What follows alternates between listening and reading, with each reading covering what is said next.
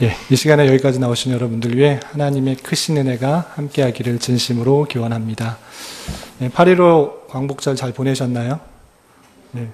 모처럼 휴일이었는데 저는 교회 일찍 와가지고 말씀을 준비해가지고 편하게 보내지는 않았는데 8.15 휴일을 맞이해가지고 또 말씀을 전하게 돼서 제가 맡게 되었을 때 8.15가 주는 의미가 무엇일까, 하나님께서 이 땅에 8.15를 어떻게 허락하셨는지를 좀 되돌아보고 또 의미가 무엇인지를 생각해보고 말씀을 전할까 했는데 생각해 보니까 작년도 그렇고 재작년도 그렇고 계속 해왔더라고요. 또 제 교환도 여러 개 쌓여있고, 그래서 같은 걸 반복하기보다는 좀 다른 거를 좀 하면 좋겠다 생각이 들어서 어떤 걸 할까 하다가 광복절에서 교회에서 절기를 따로 공부해 본 적은 없는 것 같다 생각이 들어서 예전에 구역장 성경 공부 때도 한번 하고 지난 학기 성경 배경 지식 때 나누었던 절기의 이해에 대해서 한번 나눠보는 것도 좋겠다 생각이 들었습니다.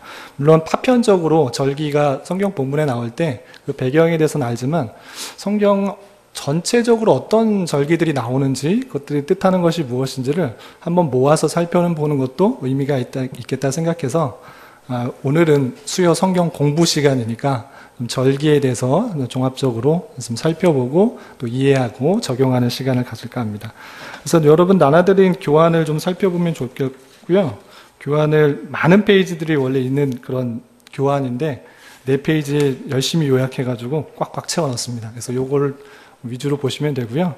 그리고 앞에 스크린은 여러분들 또 시각 자료가 있으면 좋을 것 같아가지고 몇 개 그림을 했으니까 함께 이렇게 참고해 주시면 될 것 같습니다. 그렇게 진행을 하고 성경에 보면 그 여러 절기들이 있는데 다 소개하기에는 시간적으로 한 40-50분 동안 말씀을 전해야 되는데 다 소개하기에는 시간이 너무 짧아요. 그래서 성경에 나오는, 특별히 구약 시대에 나오는 7절기, 7개 유대인들이 지키는 7대 절기 위주로 하고, 혹시 시간이 여유가 되면 또 여러분들 알고 있는 뭐 불임절이나 또 수전절, 좀 익숙한 분도 있고 낯선 분도 있는데 이런 것에 대해서 또 배워보도록 하겠습니다. 그러면 스크린과 교환을 같이 참고해서 보시기 바랍니다. 먼저 이게 절기를 배우기 전에 먼저 상식적으로 알아둬야 될 것이 있는데요. 유대인들의 달력은 좀 3가지로 이렇게 구별하면 됩니다. 첫 번째는 그 유대인들이 그냥 스스로 지키는 민간력이 있고요. 그리고 하나님께서 주신 달력에 따라서 절기를 지켜라 라고 명했기 때문에 종교력이 있고, 그리고 우리가 일반적으로 알고 있는 태양력, 우리가 지키는 그런 태양력이 있습니다. 그래서 민간력, 종교력, 태양력, 이 3가지가 유대인들에게 복합적으로 주어진다 생각하시면 되고요. 민간력과 종교력은 한 6개월 정도 차이가 됩니다. 그러니까 민간력 1월이면 종교력은 7월, 반대로 6개월 단위이기 때문에 종교력이 1월이면 민간력은 7월, 이렇게 6개월 단위로 차이가 있습니다. 그리고 종교력과 태양력은 약 3개월 정도가 차이 납니다. 그래서 태양력 3월이 되면 종교력으로는 1월이 되는 것입니다. 그래서 민간력과 태양력은 총 9개월 정도 차이가 난다. 이렇게 큰 그림을 가지시면 되고요. 우리가 절기를 따지는 것은 대부분 종교력을 가지고 따지게 됩니다. 몇 월, 며칠, 몇째 날, 몇째 달 이렇게 하는 것은 종교력에 의해서 된다라는 것들을 참고하시면 되겠습니다. 그렇다면 왜 종교력이 생겼는가? 출애굽기 12장의 말씀을 보면 하나님께서 이스라엘 백성들이 애굽에서 종살이 할 때 하나님께서 출애굽 시키셨는데, 출애굽 시키실 때 하나님께서 주신 명령에 근거하여서 이렇게 새로운 종교력이 생기게 된 것입니다. 출애굽기 12장 1절과 2절을 제가 앞에 스크린에 나왔는데요. 찾는 번거로움을 약간 좀 줄여보려고 출애굽기 12장 1절 2절을 해놨는데 스크린을 보면서 함께 읽어보겠습니다. 시작. 여호와께서 애굽 땅에서 모세와 아론에게 일러 말씀하시되 이 달을 너희에게 달의 시작 곧 해 첫 달이 되게 하고 이렇게 하면서 유월절을 지켜라 라는 말씀이 쭉 이어지게 됩니다. 그러니까 출애굽할 당시에 태양력으로 한 3월 정도 됐거든요. 3월 정도 된 그 시기에 다시 해의 첫 달에 되도록 하라 이렇게 말을 하고 여러 절기들을 지키라고 하기 때문에 그래서 3월이 다시 1월로 되는 것입니다. 그래서 3개월 정도 차이가 난다 이렇게 생각하시면 됩니다. 그래서 여러분들 나눠드린 교환에 이렇게 태양력, 종교력, 민간력 이렇게 나눠 있으니까 이렇게 돼 있구나 이렇게 참고하시면 되고요. 그 다음에 모세오경에는 매월이 이렇게 표시는 안 돼 있고 포로 시대 이후에는 그 바벨론식 이름으로 매월 이렇게 이름이 좀 나와 있는 것이 볼 수 있습니다. 그래서 뭐 니산월이다, 뭐 티시리월이다, 뭐 아부월이다, 엘룰월이다 이렇게 성경에 나올 때 그 월이 몇 월인가를 이렇게 참고하시면 됩니다. 외우지는 못하겠죠. 저도 외우지는 못하니까 각각의 달에 따라서 이름이 있구나. 바벨론 시대에는 성경에 나와 있는 그런 이름이기 때문에 종종 등장하게 됩니다. 그래서 참고하시면 되고요. 그리고 7대 명절이 있는데 우리가 꼭 기억해야 될 거, 유대인들이 지키는 주요 절기 3대 절기 3가지를 뽑혀라. 우리나라는 제일 큰 명절이면 2개를 뽑으면 설날과 그리고 추석이겠죠. 그런 것처럼 유대인들도 3대 절기가 있는데 3대 절기는 유월절, 또 칠칠절, 초막절 이렇게 들 수 있습니다. 그리고 7개의 절기를 꼽아라 그러면 유월절, 무교절, 초실절, 칠칠절, 나팔절, 속죄일, 초막절 이렇게 7개를 들 수 있습니다. 여러분들 교환에다 이렇게 동그라미를 쳐놓으면 더 이렇게 좋을 것 같아요. 제가 3대 절기는 조금 두꺼운 것으로 해놨는데 7대 절기는 이렇게 뭐 체크를 해두시면 더 좋겠죠. 그 외에도 아까 말씀드린 것처럼 여러 절기들이 있습니다. 뭐 불임절이나 수전절 그리고 신약에 와서 종려주일 같은 것도 되게 되고요. 여러 절기들이 또 추가되기도 합니다. 그렇지만 성경에 자주 등장하는 것은 3대 절기 또는 7대 절기니까 이런 것들은 이번 시간에 아시는 것도 많이 있겠지만 다시 한번 정리해서 외워두시면 성경을 읽어나갈 때 이런 의미였고 이런 뜻을 하는 것이니까 이런 게 있구나 이렇게 생각하시면 될 것입니다. 그리고 쭉 보시면 이따도 설명드리겠지만 7대 절기의 마지막 절기는 초막절이다. 그러니까 1년의 마지막 절기라고 할 수 있는 절기는 장막절 또는 초막절이다. 7대 절기의 마지막 절기는 장막절이다라고 하나 외워두시면 좋을 것 같습니다. 넘겨서 이제 하나씩 살펴보도록 하겠습니다. 태양력 1월부터 12월까지 있는데 아까 말씀드린 것처럼 종교력과는 3개월 정도 차이가 난다라고 말씀드렸습니다. 그래서 태양력 3월일 정도에 종교력 1월이 시작되는데 1월에 있는 절기는 아까 표에서도 나왔다시피 크게 3가지가 있습니다. 유월절, 무교절, 초실절 그리고 3월에 칠칠절 또 다른 말로는 오순절이 있고요. 7월에 나팔절, 속죄일, 초막절 이렇게 모여 있습니다. 그래서 1월과 7월, 6개월 정도에 이렇게 좀 몰려 있고요. 그 중간에 7.7절, 오순절이 있다라는 것들을 참고해 주시면 될 것입니다. 그리고 종교력 9월 정도의 수전절, 또 12월에 불임절이 있다. 이것도 좀 머리에 생각해 두시면 될 것 같습니다. 그러면 하나씩 좀 살펴보도록 하겠습니다. 6월절인데요. 교환을 살펴보시면 되겠습니다. 6월절, 한문을 잘 아시는 분은 6월이라는 말을 듣고 이것이 넘어가다라는 것을 뜻한다는 것을 쉽게 알 수 있는데 영어로는 패스오버고 히브리어 원어로는 페삭입니다. 페삭은 넘어가다, 지나가다라는 뜻인데 이것이 왜 나왔느냐 잘 아시다시피 출애굽기 12장에도 나오지만 우리가 많이 또 알다시피 이것은 출애굽할 때의 10번째 재앙인 장자의 죽음을 면하지 않기 위해서 어린 양의 피를 문설주에 바른 것으로 인하여서 그 바른 피로 말미암아 죽음을 넘어가게 되었다, 지나가게 되었다라는 것이 유래가 된 것입니다. 그것이 출애굽기 12장 1절과 14절 레위기에도 나오고요. 그것을 기념하는 절기, 그것이 유월절입니다. 이때는 무엇을 하는 것인가? 양고기는 불에 구워서 먹고 무교병과 쓴 나물과 같이 먹게 되어 있습니다.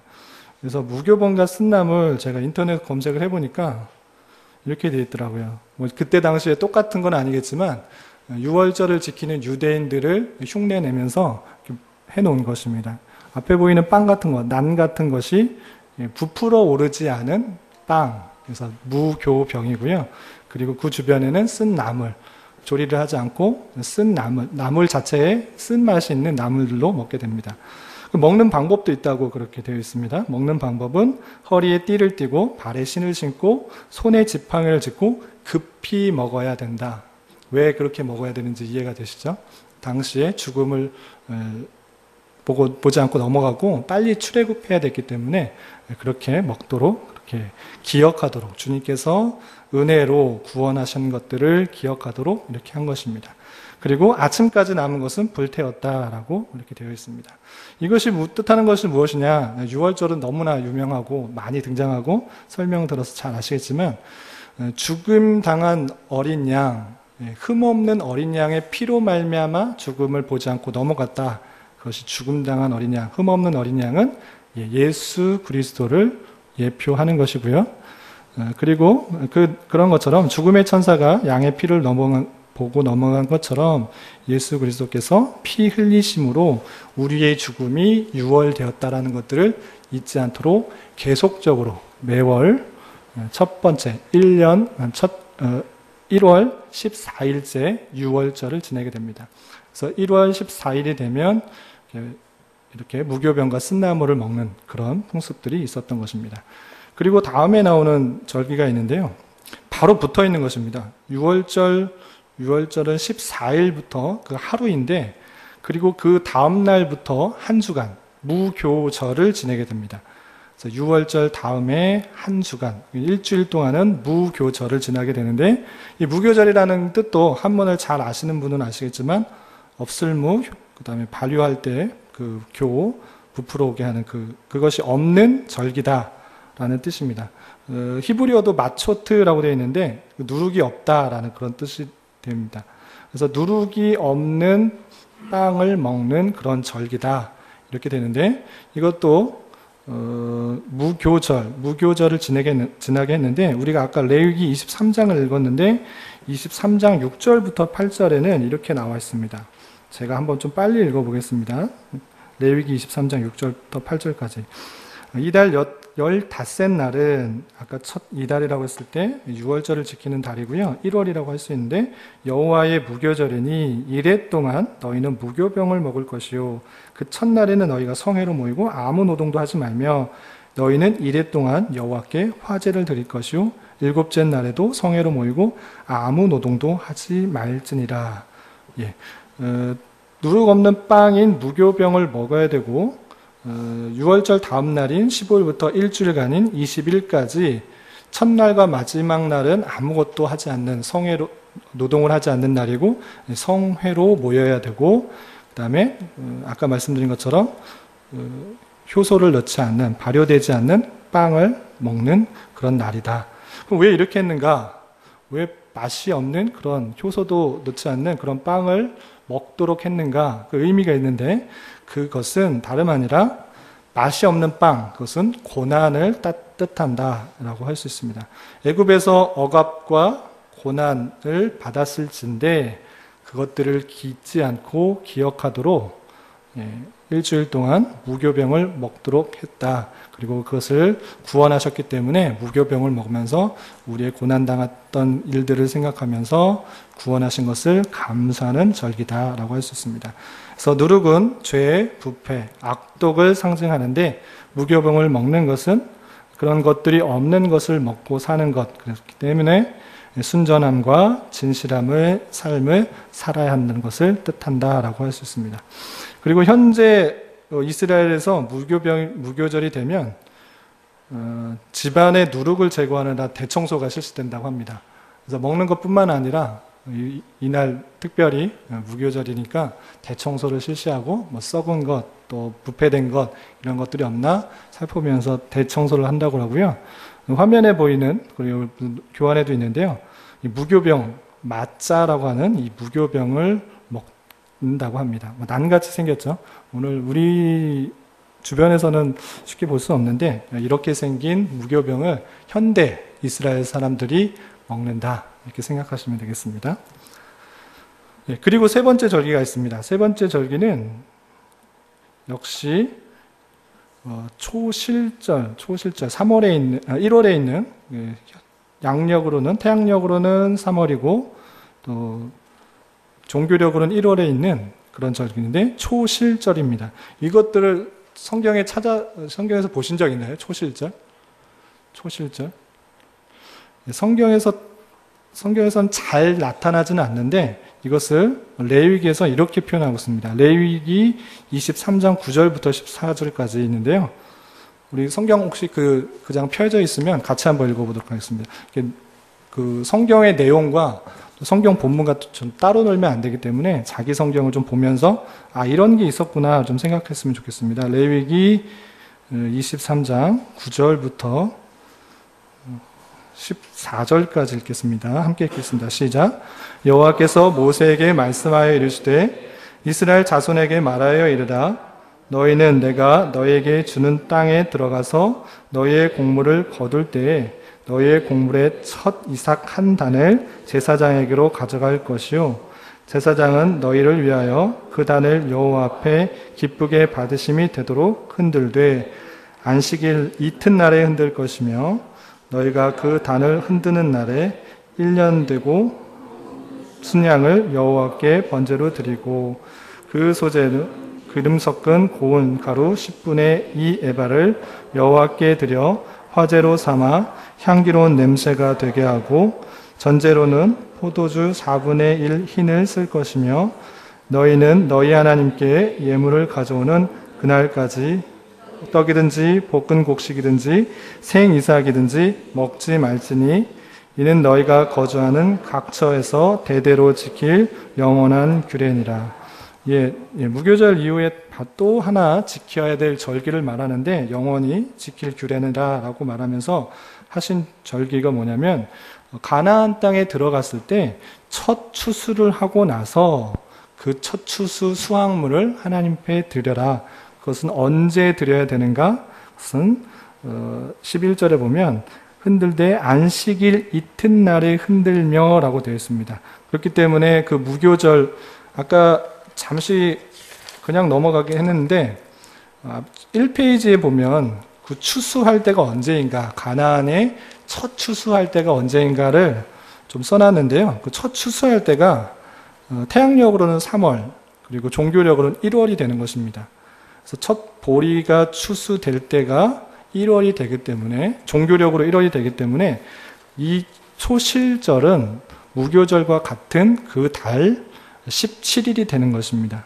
그 정도가 되기 때문에 안식일 다음 날 드리는 그런 처음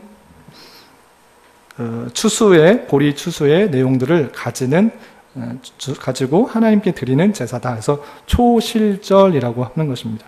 길게 써놨는데 그것을 줄여서 초실절이라고 표현하고요. 성경의 다른 교회는 맥추의 초실절이라는 표현이 있는데 그것은 초실절하고 좀 다릅니다. 맥추의 초실절은 또 다른 맥추 77절과 같은 표현을 쓰였기 때문에 여기서 말하는 초실절은 가나안 땅에 입성해서 곡물의 첫 이삭을 제사장에게 가져가서 하나님께 예배드리는 제사드리는 그런 절기다. 그것이 종교력으로 1월 17일이다. 이렇게 생각하면 되겠습니다. 이것은 무엇이냐? 그것은 다름 아니라 첫 열매를 하나님께 드리는 것인데 이 첫 열매가 무엇이냐 할 때는 고린도전서 15장 20절부터 23절까지 보면 예수 그리스도를 가리키는 것을 알 수 있습니다. 이 내용이 아시다시피 15장이면 부활장이라고도 표현하는데 주님께서 돌아가시고 3일 만에 부활하셨을 때 그것이 잠자는 자들의 첫 열매다라고 했는데 그 부활하신 날이 언제인가? 초실절인 것입니다. 그래서 6월절 날 잡혀 돌아가시고 3일 만에 부활하셨잖아요. 그래서 금요일, 6월절 날 실제로 주님께서 예수 그리스도께서 달려 돌아가신 것이고요. 실제로 첫 열매가 되는 3일 만에 부활하신 것. 첫 열매가 되신 그 열매를 가리킨다라고 할 수 있습니다. 그래서 예수 그리스도께서 부활의 첫 열매가 되신 것처럼 성도들도 부활하게 될 것을 생각할 수 있도록 한 의미가 있다라고 할 수 있습니다. 그리고 다음 네 번째 절기를 보겠습니다. 네 번째 절기는 3월에 있는, 종교력 3월에 있는 그런 절기인데 77절 또는 오순절입니다. 77절을 그대로 히브리어로 풀면 샤부오트인데, 샤부오트는 7일에 77이라는 뜻입니다. 49일이라는 뜻인데 그 49일 다음에 드리는 날, 그래서 오순절, 49 다음이 50이기 때문에 오순절, 신약에는 오순절이라고 표현하고요. 구약성에서는 77절 또는 맥추절이라는 그런 표현을 합니다. 이것도 어떻게 지내도록 하였는가를 한번 살펴보도록 하겠습니다. 레위기 23장 펴 놓으셨기 때문에 계속 읽어보겠습니다. 15절부터 21절까지 말씀 함께 읽어보도록 하겠습니다. 안식일 이튿날 곧 너희가 요제로 곡식단을 가져온 날부터 세어서 7 안식일을 수요를 채우고 7 안식일 이튿날까지 합하여 50일을 계수하여 새 소재를 여호와께 드리되 너희의 처소에서 10분의 2 에베로 만든 떡 2개를 가져다가 흔들지니 이는 고운 가루에 누룩을 넣어서 구운 것이요 이는 첫 요제로 여호와께 드리는 것이며 너희는 또 이 떡과 함께 1년 된 흠없는 어린 양 7마리와 어린 수소 1마리와 순양 2마리를 드리되 이것들을 그 소재와 그 전제 제물과 함께 여호와께 드려서 번제로 삼을지니 이는 화제라 여호와께 향기로운 냄새며 또 수념소 하나로 속죄제를 드리며 1년 된 2마리를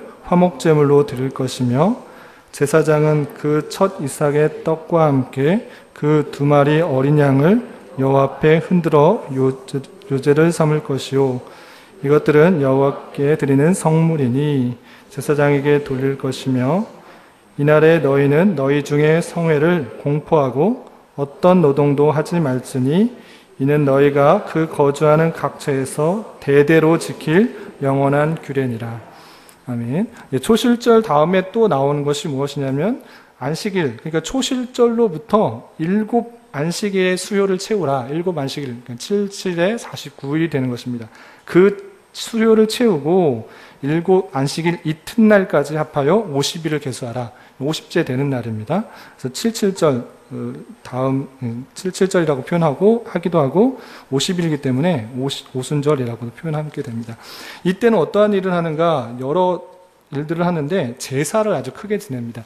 다른 것도 물론 제사를 지내는데 여기서는 특별히 제사를 많이 표현하고 있습니다. 소제, 요제, 전제, 번제. 이 제사까지 설명하기는 시간이 어렵으니까 다양한 제사를 통하여서 하나님께 감사를 표현하고 있는 모습을 볼 수 있는데 특별히 이 77절에는 요제를 드리는데 요제를 드릴 때 우리가 17절에서 읽은 것처럼 이런 표현이 있습니다. 17절 보면 너희 초에서 10분의 2 에바로 만든 떡 2개를 가져다가 흔들지니 이는 고운 가루에 누룩을 넣어서 구운 것이요 이는 첫 요제로 여호와께 드리는 것이다. 요제는 어떤 것이냐면 흔들어 드리는 제사입니다. 흔들 요자를 써서 드리는 제사인데 흔들어 드리는 제사인데 떡 2개를 가지는데 누룩을 넣어서 구운 떡을 흔들어 제사를 드리라 이렇게 표현하고 있습니다. 이것을 무슨 의미가 있는가? 성경학자들이 해석하기에는 이날에 있을 일들을 예표하는 것이다 라고 할 수 있는데 이것은 다름 아닌 누룩이 들어가 있는 이방인들이 함께 유대인과 섞이는 그런 것들을 예표하는 것이다 라고 성경학자들이 보는 것입니다. 아시다시피 오순절 때에 주님께서 부활하시고 40일 동안 이 땅에 거하시고 많은 사람들에게 자신의 부활을 증명하시고 승천하셨다가 오순절에 이르러 성령께서 강림하시게 됩니다. 그 강림함으로 말미암아 성령을 받은 많은 제자들이 많은 이방인들에게 복음을 전하여서 주님을 믿게 되는 그런 일들이 일어나게 되는데 그것과 마찬가지로 오순절 때는 보혜사 성령의 크신 은혜들이 임하는 것이며, 그리고 그것으로 인하여서 이방인들도 함께 주님의 자녀가 되는 것을 예표하는 것이다 라고 이렇게 성경학자들이 보고 있습니다. 아까 요제, 누룩이 담긴 그 2개의 떡을, 빵이겠죠, 이걸 흔들어 가지고 드리는 제사, 성령 강림으로 말미암아 이방인도 주님의 백성으로 포함되는 신약교회가 나타날 것들을 생각해 보는 그런 날이다, 이렇게 예표하고 있습니다. 그래서 오순절은 다 아시다시피 성령 강림이 임했을 뿐만 아니라, 이것은 뭐 다 아니까 제가 그냥 간단하게 설명한 것이고, 그리고 그것뿐만 아니라 그것을 통해 드리는 제사를 통하여서 이방인도 주님의 백성, 주님의 자녀로 들어오게 하는 그런 은혜들도 있었다, 예표하고 있었다라고 성경학자들이 말하는 것들을 살펴볼 수 있습니다. 그리고 또 신기한 것들이 있는데요. 거기 교환에 보면 유대 랍비들은 통계 영감에 근거하여서 여호와께서 모세에게 시내산에서 주신 율법의 날이 언제인가, 그것도 이제 계산을 해내는 거예요. 열심히 우리는 성경 읽으면 좀 지치고 또는 좀 답답하게 느낄 수도 있는데, 열심히 연구하는 그런 랍비들이 도대체 모세가 율법을 언제 받았을까 계속 날수를 세보면서 생각을 하는 것입니다. 그래서 통계 영감에 의하면 이때 오순절 때 하나님의 말씀, 율법을 받았을 것이다로 생각하면서 지키고 있는 것입니다. 유대 랍비들은 율법을 언제 받았는가, 오순절 때 받았다라고 생각하면서 지킨다고 합니다. 관련 근거가 있는데요. 그것이 출애굽기 19장 1절입니다. 한번 찾아볼까요? 어떻게 해서 그렇게 얘기를 생각을 했을까?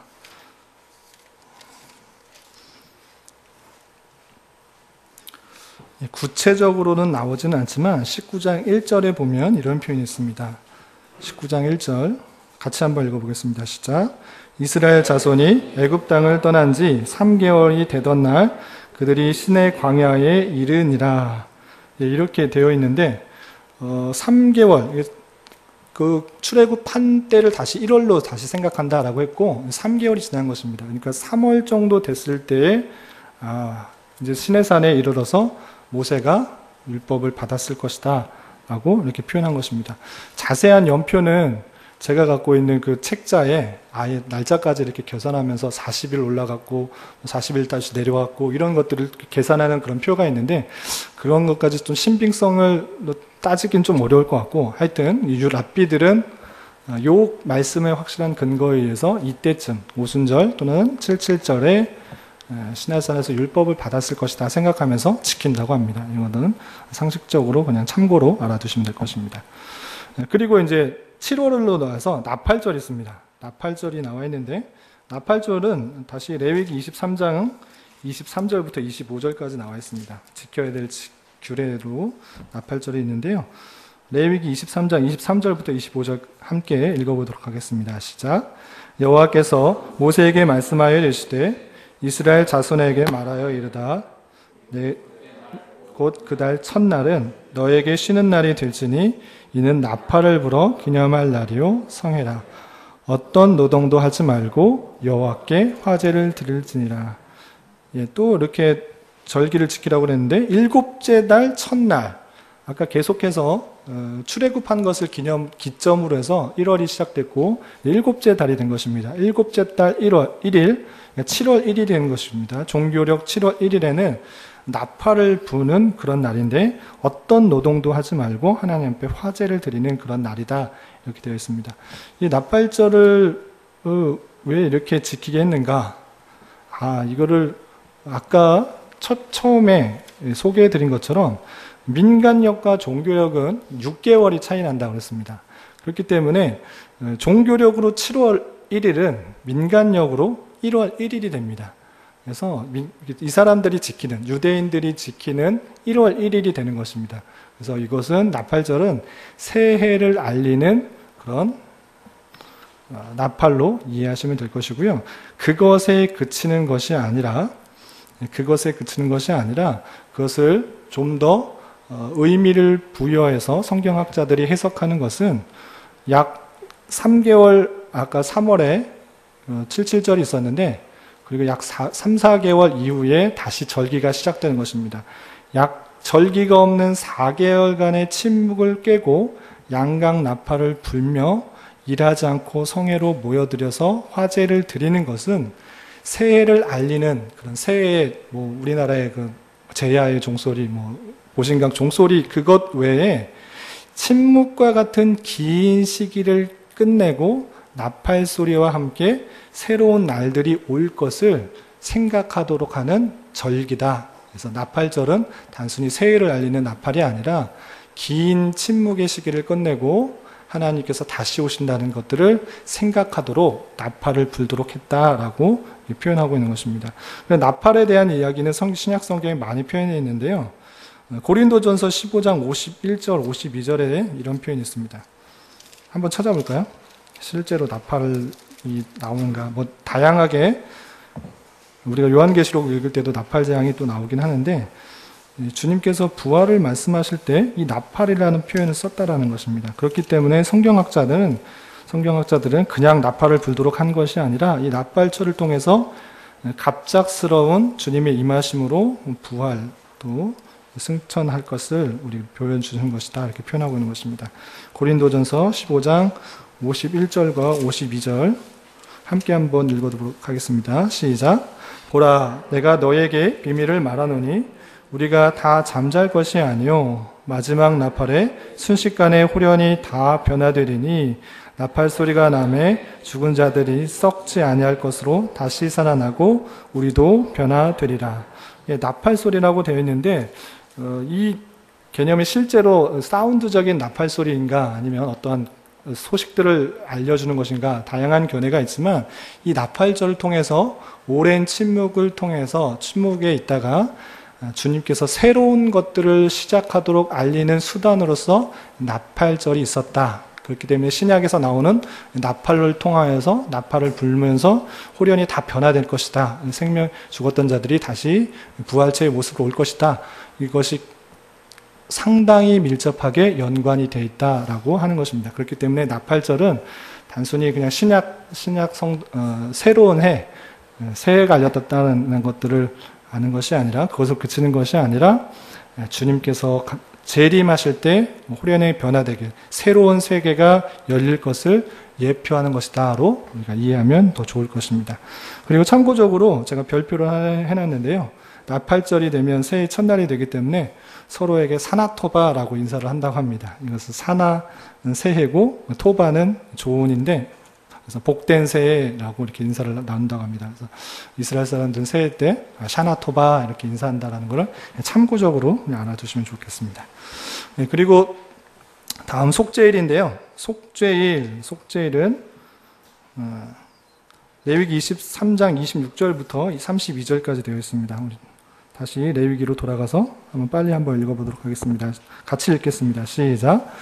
여호와께서 모세에게 말씀하여 이르시되 일곱째 달 열흔날은 속죄일이니 너희는 성회를 열고 스스로 괴롭게 하며 여호와께 화제를 드리고 이날에는 어떤 일도 하지 말 것은 너희를 위하여 너희 하나님 여호와 앞에 속죄할 속죄일이 됨이니라. 이날에 스스로 괴롭게 하지 아니하는 자는 그 백성 중에서 끊어질 것이라. 이날에 누구든지 어떤 일이라도 하는 자는 내가 그의 백성 중에서 멸절시키리니 너희는 아무 일도 하지 말라. 이는 너희가 거주하는 각처에서 대대로 지킬 영원한 규례니라.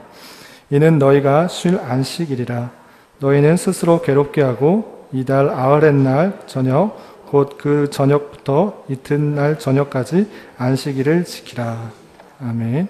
속죄일이 있는데요. 이것은 종교록을 7월 10일 날로 되어 있습니다. 속죄일, 그 말 그대로 죄를 속하는 날인데 이 속죄일은 대제사장이 당시에 만들었던 성소 안에 있는 지성소에 들어가는 날입니다. 그래서 염소를 잡아서 그 피를 가지고 지극히 거룩한 지성소에 들어가는 1년 중에 단 하루만 있는 그런 날입니다. 들어가는 것을 통하여서 백성들의 죄가 씻겨진다는 것들을 뜻하는 것인데 이것도 또 특징이 있는데 이것은 아시다시피 그 지성소로 들어갈 수 있는 대제사장은 1년에 한 번 양의 피로 또 염소의 피를 가지고 들어가는 것이지만 이것이 신약 시대에 히브리서 9장과 10장에 잘 나와 있는데요.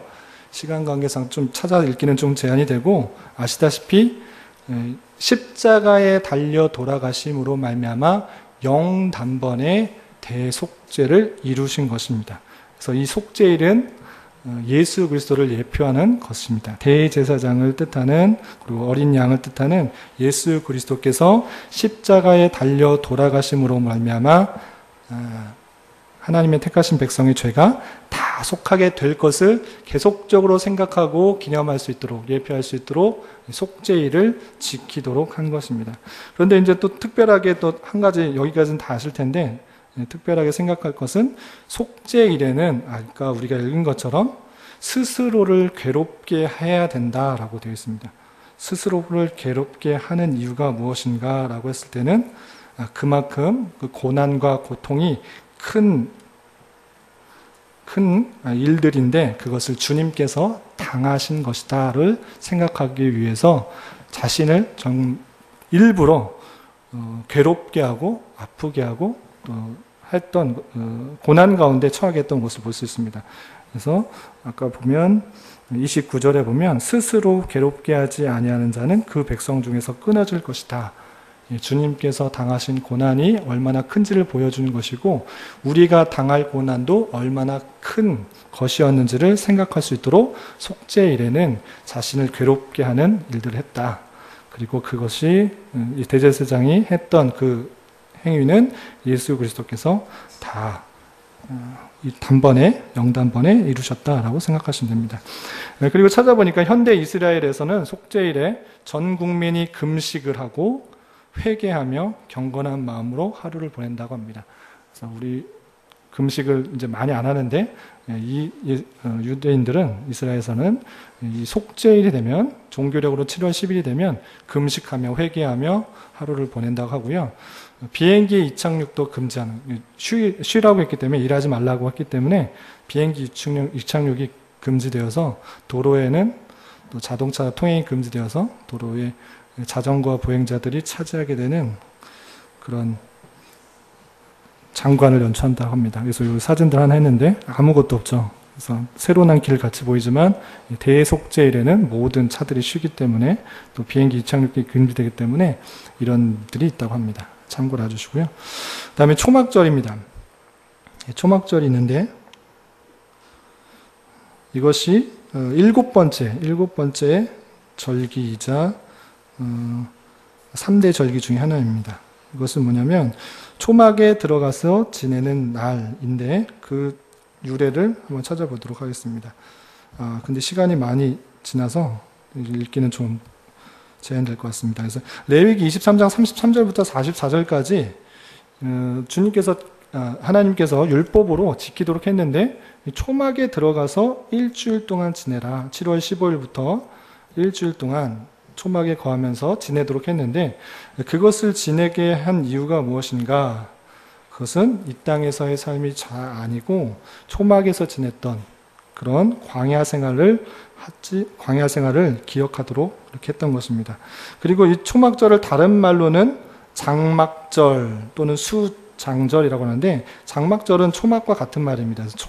풀로 만든 것, 또 장막은 장막으로 만든 집에서 지내는 그런 절이고요. 수장절은 처음에 그 초실절에서는 추수가 시작된 것이고 수장절에는 추수가 마치게 되는 것입니다. 그래서 모든 추수를 마치고 그 추수된 것을 가지고 흐뭇해하면서 사는 것이 아니라 그것을 다 마치고 광야에 나와 장막 또는 초막을 만들어 놓고 그곳에서 일주일 동안 지내면서 이 땅에서의 삶이 전부가 아니고 또 하나님께서 우리를 광야에서 지켜주시고 보호해 주셨을 뿐만 아니라 우리를 계속적으로 이끄신다라는 것들을 생각하도록 그렇게 했다라는 것입니다.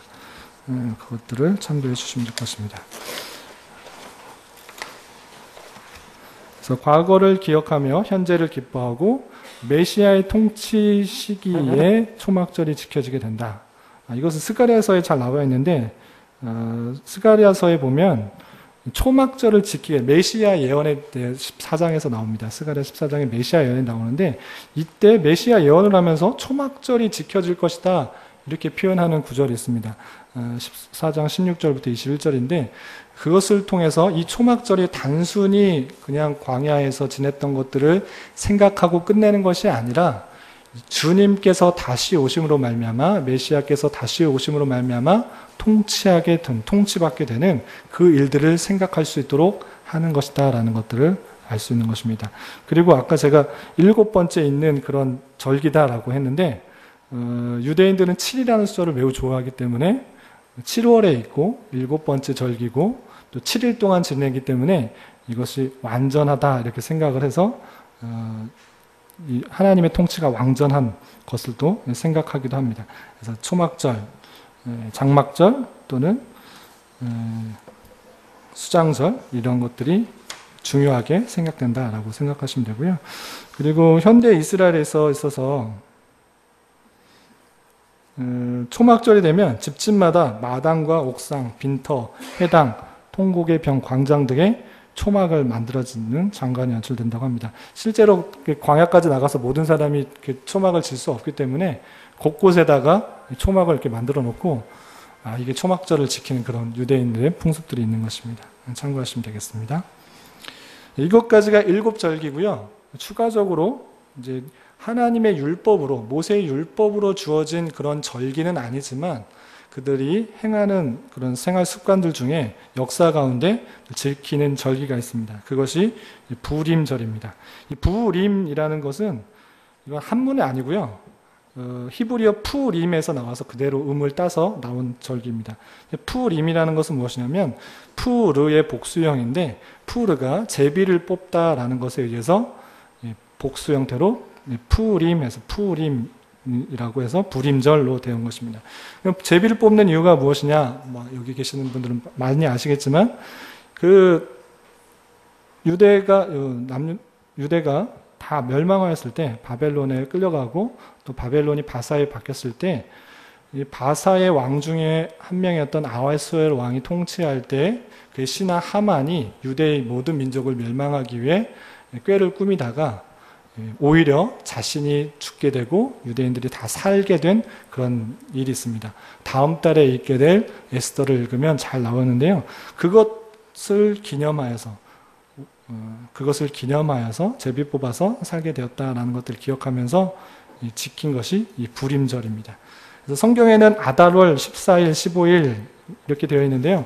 아달월, 우리가 아까 살펴본 것처럼 아달월은 종교력으로는 12월입니다. 그래서 12월쯤에 12월 14일, 15일 날 부림절을 지켜야 되는 것이 맞는데 유대인 구원의 날에는 13일에 그 전날 금식하고요. 14일에는 회당에 모여서 에스더서를 낭독하는 그런 일들을 계속 해왔다고 합니다.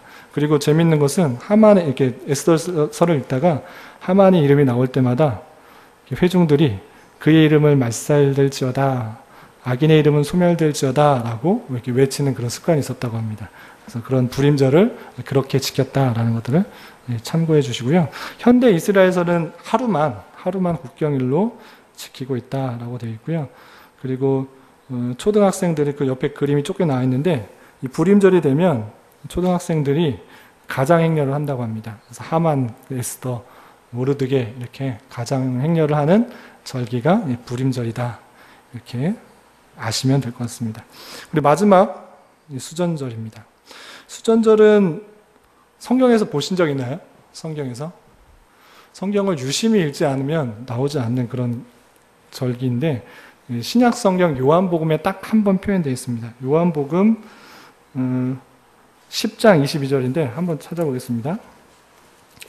요한복음 10장 22절 딱 한 번 요것에 쓰여 있고요. 안 쓰여 있어서 거의 모르고 지나가는 경우도 많고 또 잘 설명되지 않은 경우가 있습니다. 그래서 10장 22절 함께 읽어보겠습니다. 예루살렘에 수전절이 이르니 때는 겨울이라. 예루살렘 수전절이 이르렀다. 그래서 예수님께서 여러 가지 행동하는 것에 설명할 때 요한복음은 특히 때를 그 때를, 시기를 잘 써놨는데, 그때가 언제인가 이제 수전절이라는 것들을 표현했고요. 그때가 언제인가 겨울이다라는 것들을 또 설명해 봤습니다. 그래서 여러분들 1페이지 보면 이 수전절은 양력으로 11월 말, 12월 초가 되는 그런 때다라는 것을 참고해 보시면 되고요.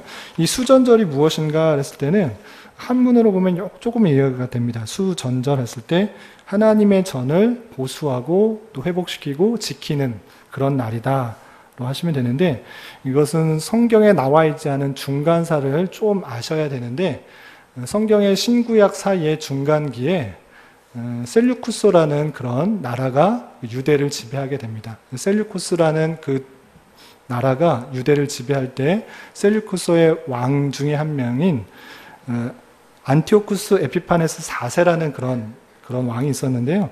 그 왕이 성전에다가 이방신을 숨겨놓고 그것에 절하도록 그렇게 많은 핍박을 했습니다. 많은 핍박을 했는데, 더욱더 하나님이 계시다고 생각하는 그 유대인들의 성전에 이방신을 모셔놓고 또 특별히 돼지피를 거기다 뿌리면서 모독을 하는 일들을 벌이게 됩니다.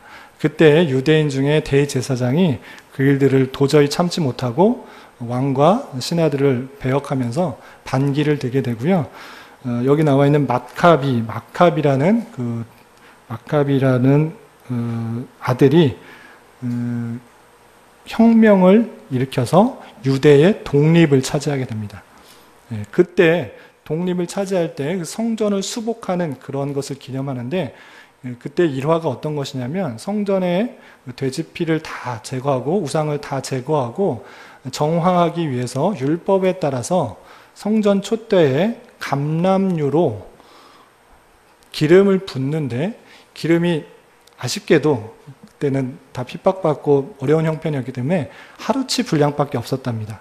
그래서 하루치 분량을 켜놨는데 새로 계속적으로 매일 갈아야 되는 그런 감람유였지만 하루치밖에 없어서 일단 성전을 회복시키고 우상을 다 무시고 그 촛대에다가 감람유로 하루치 분량의 기름을 넣었는데, 하나님의 은혜로 그 불이 8일 동안 계속 찼다고 합니다. 그래서 다시 감람유를 갖고 올 때까지 8일이 걸렸는데 그 불이 꺼지지 않았다고 해서 성전을 회복하고 나라를 되찾는 그런 것을 기념하면서 광복절과 조금 의미가 좀 비슷할 수도 있습니다. 나라를 되찾는 것과 같은 그런 기능일 수 있는데, 이 성전을 되찾는 것을 기념하여서 이렇게 절기를 지키는 그런 것이 신약 시대에 있었다고 합니다. 그래서 8일 동안 불이 꺼지지 않았다고 해서 양쪽에 보시는 것처럼 8개의 등잔이 있고요. 가운데 또 등잔이 있습니다. 그래서 8일 동안 맨 처음에 가운데 불을 켜놓고 하루에 하나씩 오른쪽에서 왼쪽으로 하루에 하나씩 불을 켜가면서 7일 동안 지내는 그런 절기입니다.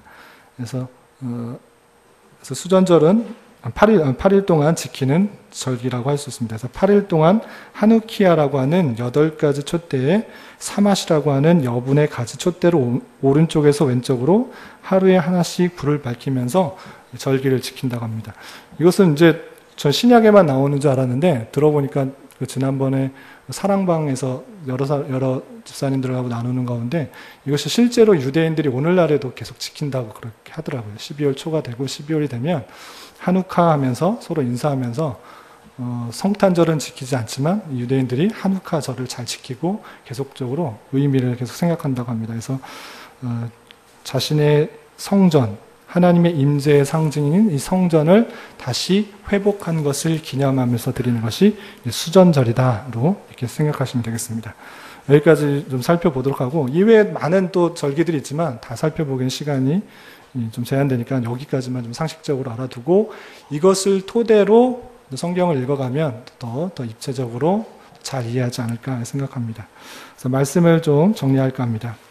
율법을 통해서 지키도록 한 여러 절기들은 단순히 그때 당시에 지켜야 될 하나의 행동, 책임, 의무, 그것에 그치는 것이 아니었습니다.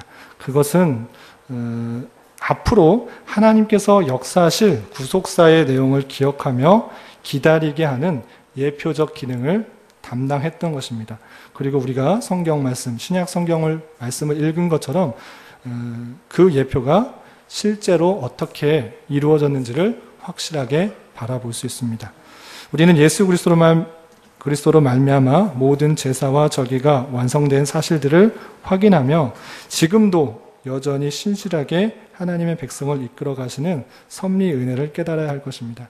구약시대 유대인들에게만 그런 것들을 보여주고 비춰주고 나타난 것이 아니라 오늘날 우리에게도 동일하게 깨닫게 하여 주시고 말씀을 통해서 알게 해주신다는 그 섭리의 역사들을 잊지 말아야 될 것입니다. 절기를 통해서 그 사실들을 잊지 말아야 될 것입니다. 우리는 제사나 절기를 지키는 행위가 아니라 매 주일에 예배와 교제를 통해 주님의 탄생과 고난, 부활, 성령 강림의 사실들을 기억하며 그런 절기를 지키는 것이 아니라 주일 예배를 통해서 그런 모든 사실들을 기억해야 될 것입니다. 그리고 말씀을 통해 또 깨닫게 해주시는 이미 주신 은혜를 풍성히 누릴 수 있어야 될 것입니다. 이런 은혜가 저와 여러분들 가운데 함께 하시기를 진심으로 기원합니다. 기도하겠습니다. 하나님 아버지, 오늘 말씀을 통하여서 성경의 주요 절기에 대해서 배웠습니다. 주님께서 저희를 사랑하여 주시고 크신 계획 가운데 이끌어 가시며 예수 그리스도의 크신 사랑을 베풀어 주신다는 것을 늘 잊지 않으며 살아가게 하여 주시고 그 사랑과 은혜 속에서 주시는 말씀들을 잘 분별하며 깨닫고 실천하며 살아가는 자 되게 하여 주시옵소서. 예수님의 이름으로 기도드리옵나이다. 아멘.